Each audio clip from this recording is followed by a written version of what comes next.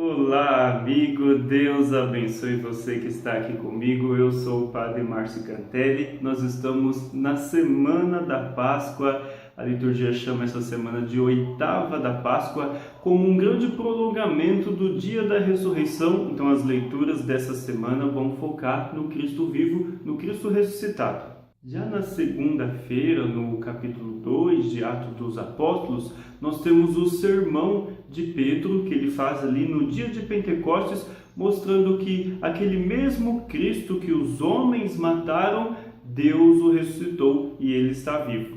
E desta forma se realizam as promessas feitas a Davi lá no Antigo Testamento. Então a ressurreição de Cristo confirma essas promessas no Evangelho dessa segunda-feira, capítulo 28 de Mateus.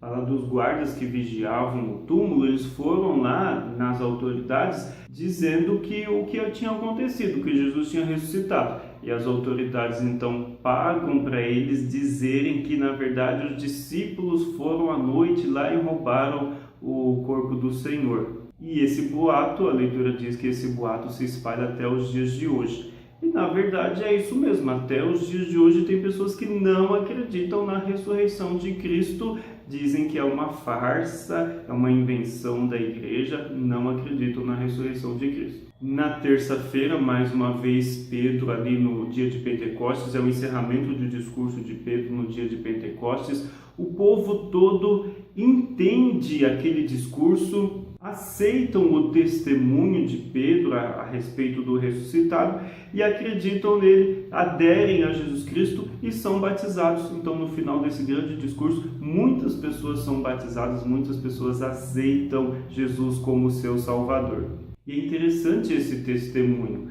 Nós devemos nos converter com base no testemunho dos outros. Hoje em dia são muitas pessoas que dão um bom testemunho de Cristo e isso deve aquecer o nosso coração, nos levar realmente a aderir à fé, a aumentar ainda mais o nosso amor por Jesus Cristo. O Evangelho de terça-feira, capítulo 20 de João, Jesus ressuscitado aparece ali a Maria e nós temos aqui 3 pontos interessantes. Primeiro, a iniciativa de Maria de ir ao encontro de Jesus.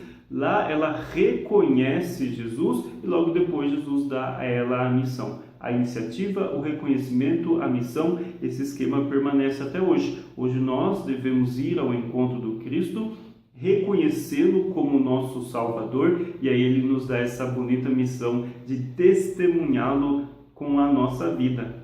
Na quarta-feira, a leitura de Atos, capítulo 3, onde Pedro e João realizam ali o primeiro milagre em nome de Jesus ressuscitado. Eu não tenho ouro nem prata, mas o que eu tenho eu te dou, levanta-te e anda. Isso mostra que a verdadeira riqueza nós não vamos encontrar nas coisas deste mundo, no ouro, na prata, mas é em Deus, é em Jesus que nós nos enriquecemos verdadeiramente. A graça da cura, a graça da salvação, dinheiro nenhum no mundo pode comprar, nós só podemos receber diretamente de Jesus ressuscitado gratuitamente. O Evangelho da quarta-feira é aquela bonita leitura de Lucas, capítulo 24, a caminhada de Jesus com os discípulos até Emaús. E eles o reconheceram ao partir do pão. Então a gente lembra lá daquilo que aconteceu na Quinta-feira Santa, quando Jesus instituiu a Eucaristia, dizendo: "Fazei isto em memória de mim".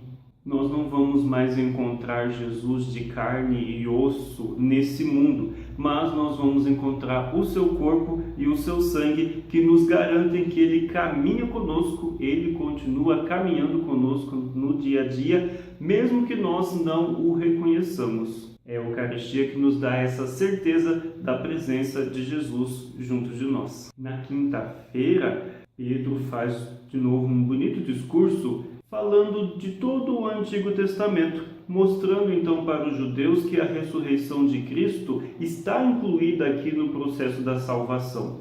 Então ele compara Jesus ali como o servo sofredor, que nós encontramos lá no profeta Isaías. O Evangelho da quinta-feira, Jesus ressuscitado aparece ali para os discípulos, onde ele fala que no Antigo Testamento está escrito sobre ele, na lei de Moisés, nos profetas, nos salmos, reafirmando então mais uma vez aqui a união da ressurreição de Cristo na história da salvação. E ele explica então para os discípulos que era necessário que ele passasse por todo esse sofrimento para chegar à glória da ressurreição. Como ao longo do Evangelho ele fazia os anúncios da paixão, dizendo que era necessário que ele sofresse. Agora se cumpre exatamente isso que Jesus estava dizendo. Ele passou a sua paixão e agora nós estamos na ressurreição. Na sexta-feira, capítulo 4 do Atos dos Apóstolos, Pedro mais uma vez é chamado ali pelas autoridades e perguntam com que autoridade você está realizando esses milagres.